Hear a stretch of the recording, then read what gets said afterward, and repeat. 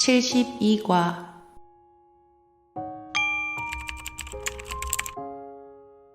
불만을 품는 것은 하느님의 구원 계획에 대한 공격이다. 우리는 에고의 구원 계획이 하느님의 구원 계획에 정반대라는 점은 인식했지만 그것이 하느님의 계획에 대한 적극적인 공격이며 그것을 파괴하려는 고의적인 시도라는 점은 아직 강조하지 않았다.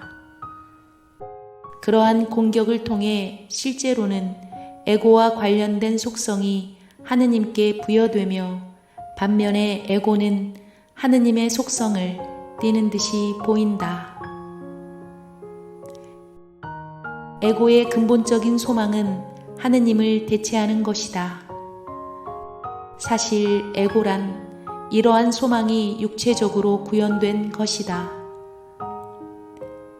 이러한 소망이야말로 마음을 몸으로 둘러싸서 홀로 분리되어 있게 만듦으로써 마음을 가두려고 만들어진 몸을 통하지 않고서는 다른 마음에게 다가갈 수 없게 만드는 듯이 보이기 때문이다. 소통에 부과된 제한이 소통을 확장하는 최선의 수단일 수는 없다. 하지만 에고는 너로 하여금 그것이 사실이라고 믿게 하려 한다. 여기에서 우리는 몸이 부과하는 제한을 유지하려는 시도를 명백히 볼 수 있다. 하지만 불만을 품는 것이 왜 하느님의 구원 계획에 대한 공격인지는 그리 분명하지 않을 것이다. 그러나 네가 주로 어떤 것에 불만을 품는지 살펴보자. 그것은 항상 몸이 행하는 어떤 것과 관련되지 않는가? 어떤 사람이 네가 좋아하지 않는 말을 한다. 그가 너를 불쾌하게 하는 어떤 행동을 한다. 그가 자신의 적대적인 생각을 행위를 통해 무심코 드러낸다. 그럴 때 우리는 그 사람 자체를 상대하는 것이 아니다. 반대로 우리는 단지 그가 몸 안에서 행하는 것에만 관심이 있다. 우리는 그가 몸의 제한에서 해방되도록 돕지 못하는데 그치지 않고 더 심한 일을 하고 있다.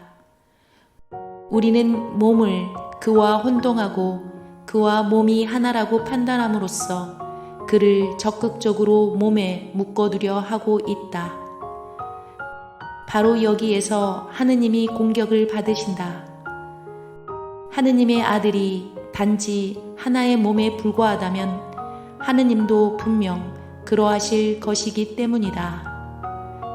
자신의 창조물과 전혀 다른 창조주는 상상조차 할 수 없다.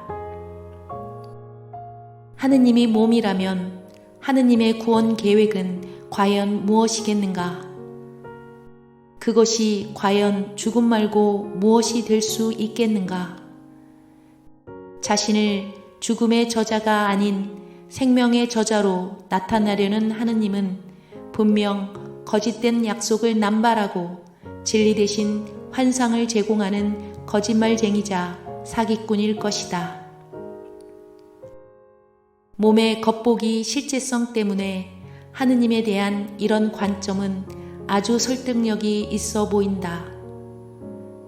사실 몸이 실제라면 그런 결론을 내리지 않기가 정녕 어려울 것이다. 그리고 너는 불만을 품을 때마다 몸이 실제라고 주장하는 것이다. 그것은 너의 형제의 정체를 완전히 간과한다. 불만은 그가 몸이라는 너의 믿음을 강화하며 그런 믿음을 이유로 그를 정죄한다. 불만은 그의 구원은 죽음일 수밖에 없다고 주장하면서 이런 공격을 하느님께 투사하여 공격에 대한 책임을 묻는다. 이렇게 성난 짐승들이 먹잇감을 고하고 자비가 들어올 수 없도록 철저히 준비된 투기장에 에고가 너를 구원하려고 들어온다.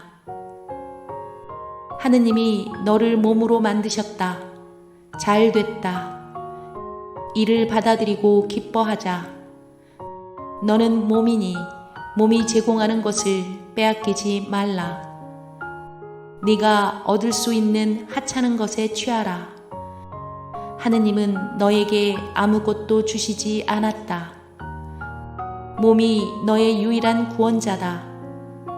몸은 곧 하느님의 죽음이자 너의 구원이다. 이것이 바로 네가 보는 세상의 보편적인 믿음이다. 어떤 사람들은 몸을 증오하여 몸을 해치고 모욕하려고 한다. 다른 사람들은 몸을 사랑하여 몸을 찬양하고 드높이려고 한다. 그러나 너 자신에 대한 개념의 중심에 몸이 있는 한 너는 하느님의 구원 계획을 공격하고 하느님과 그분의 창조물에게 불만을 품고 있는 것이다. 그러니 너는 진리의 음성을 듣지도 않고 그 음성을 친구로 환영하지도 않을 것이다. 대신에 네가 선택한 구원자가 그 자리를 차지한다. 그가 너의 친구가 되고 진리의 음성은 너의 적이 된다. 우리는 오늘 구원에 대한 이런 어리석은 공격을 중단하고 대신에 구원을 환영하려고 시도할 것이다. 위아래가 뒤집힌 너의 지각은 너의 마음의 평화를 파괴했다. 너는 그동안 네가 몸 안에 있다고 보았고 진리는 너의 밖에 있는 것으로서 몸의 제한으로 인해 너의 의식으로부터 차단되었다고 보았다. 이제 우리는 이것을 다르게 보려고 한다. 진리의 빛은 우리 안에 있다. 그곳에 하느님이 진리를 두셨다. 몸이야말로 우리의 바깥에 있는 것이며 우리의 관심사가 아니다. 몸 없이 존재하는 것은 우리의 자연스러운 상태로 존재하는 것이다. 우리 안에 있는 진리의 빛을 인식하는 것은 우리 자신을 있는 그대로 인식하는 것이다. 우리의 자아가 몸과 별개라고 보는 것은 하느님의 구원 계획에 대한 공격을 끝내고 그 대신 하느님의 계획을 받아들이는 것이다.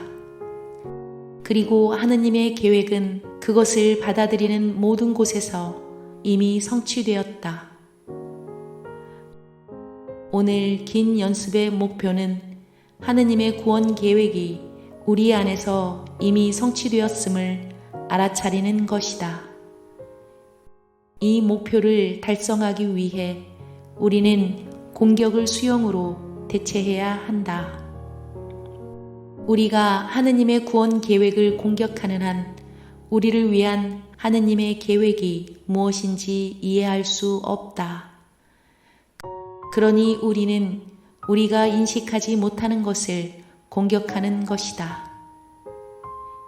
이제 우리는 판단을 내려놓고 우리를 위한 하느님의 계획이 무엇인지 물으려고 한다. 아버지, 구원이 무엇입니까? 저는 알지 못합니다. 제가 이해할 수 있도록 말씀해 주소서.